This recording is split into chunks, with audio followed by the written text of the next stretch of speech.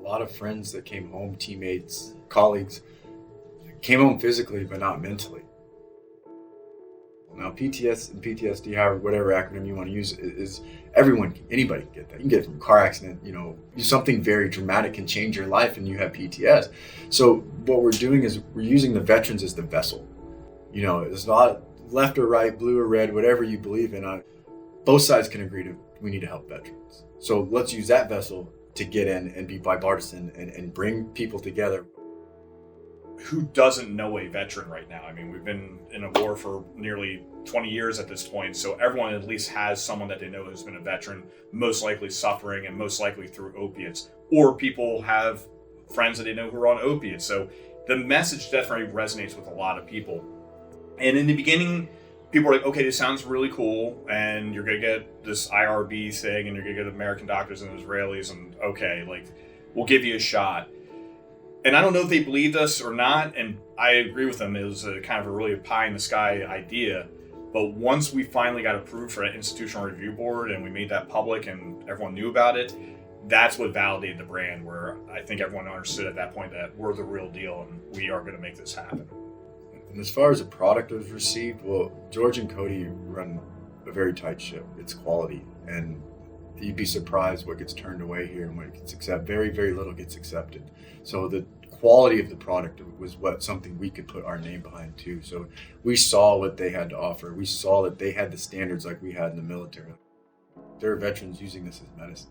You know what I mean? They're writing us, they're emailing us, they're reaching out on Instagram saying, thank you, this worked. And giving a paragraph or two of how it helped them sleep or how it helped them with pain or X, Y, and Z under the above. So the quality of the product comes first. Sure, we could flood the market with a bunch of stuff that's mediocre and try to play the volume game, or you stick behind something that you mean because the brand means something. During times of war, you have the military will fight the battles and then the politicians have to make the peace. And right now, we're putting the weight on our back. And we're going to take this thing as far as we can. We're going to set the conditions and we're going to prove the benefits. And when we have the data with our American doctors, we'll go back in front of Congress, lay it all out, and just basically say to them, hey, the conditions have been met. We have proved this works. It's now time you, legislators, to do your work and to make the peace.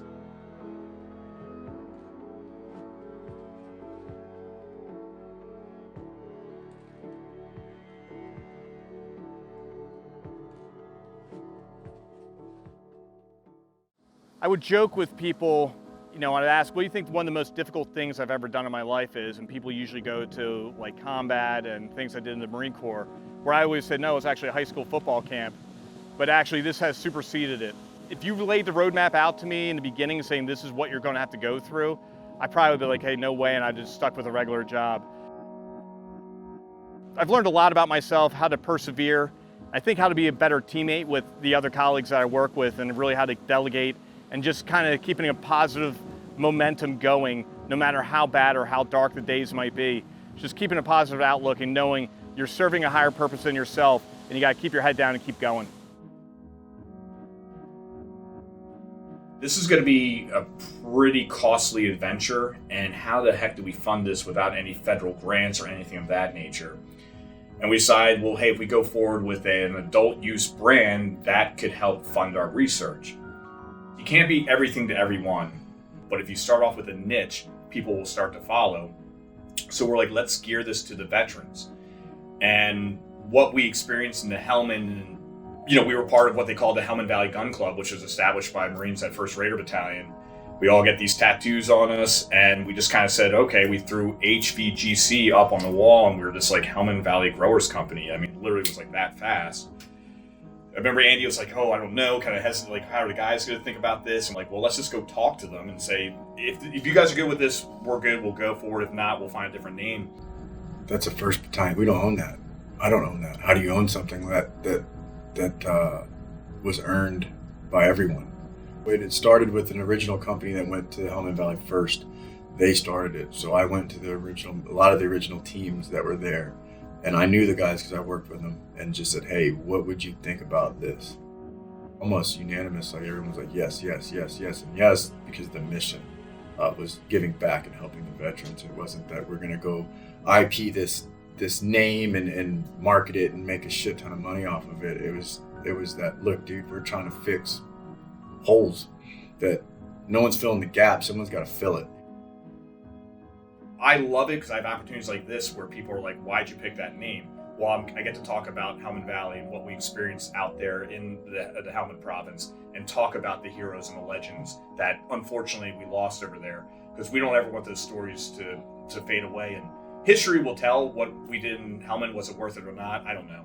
You know, the guys there will always be remembered, and maybe something good can come out of it. And I just think it'll be something really kind of great years down the road to just look back. Everyone will be asking, what about the Helmand? And we'll get to hear these amazing stories. So it's more of a tribute to them. What the Helmand Valley Gun Club means to the guys who wear it, there's not words to describe it. You have to be part of it.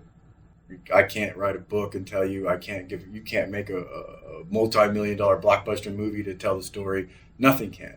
You had to be there with us to understand that brotherhood. That's a big responsibility. Now, we don't carry Helmand Valley, we don't have Helmand Valley Gun Club, but the HVGC itself means a lot to us. And that's a big weight to carry. It is. It's a cross to bear because of what it means, because there's a list of names that did come back from the Helmand Valley. You better do it justice, you know what I mean?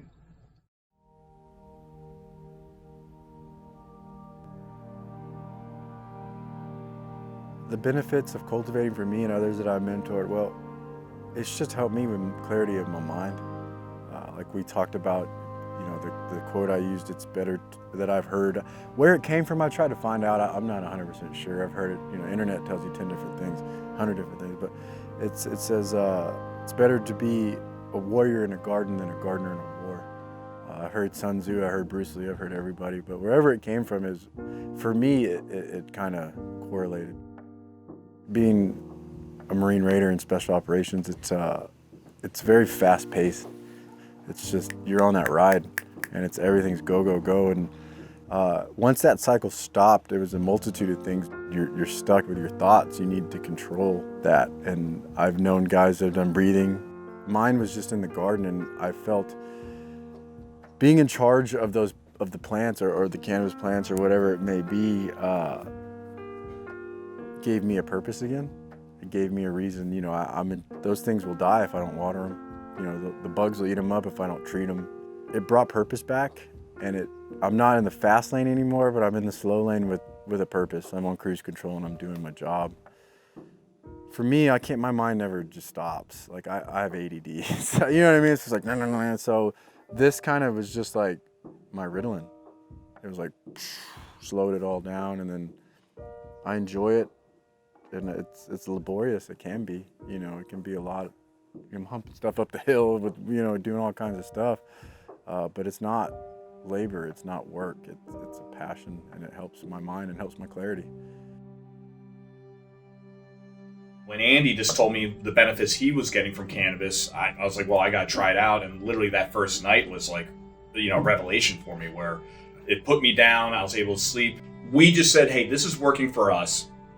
There's a lot of great veteran advocacy groups out there that are, you know, pushing the dial and meeting with the representatives and explaining everything to them. But again, for us is when we had an opportunity to meet with some members of Congress, and they told us, if you get data and you get American doctors, you're going to have a good argument. We're like, well, let's do it. Well, a lot of us, we got head injuries now. We have broken bodies. We can't do that anymore. We have no more outlet. Where's our outlet? Well, the outlet can be in the garden. It can be production. It can be sales. It can get another mission, another fight for that veteran.